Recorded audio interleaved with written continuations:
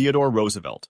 On October 14, 1912, in Milwaukee, Wisconsin, Theodore Roosevelt was campaigning for a third presidential term with the Progressive Bull Moose Party when John Schrank stepped from the crowd outside the Gilpatrick Hotel. Schrank fired his .38 caliber Colt revolver directly at Roosevelt's chest from 5 feet away. The bullet tore through Roosevelt's steel eyeglass case and a 50-page folded copy of his speech before lodging in his chest muscle.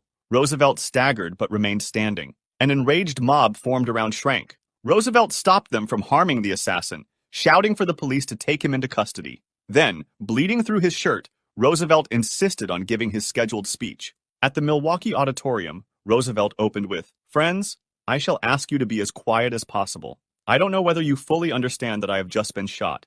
He unbuttoned his vest to reveal his blood-soaked shirt. He pulled out the bullet-riddled manuscript with 2 holes blown through every page. "It takes more than that to kill a bull moose," he declared. Roosevelt spoke for 90 minutes while blood seeped through his clothing. As an experienced hunter and anatomist, he'd correctly determined the bullet hadn't reached his lung since he wasn't coughing blood.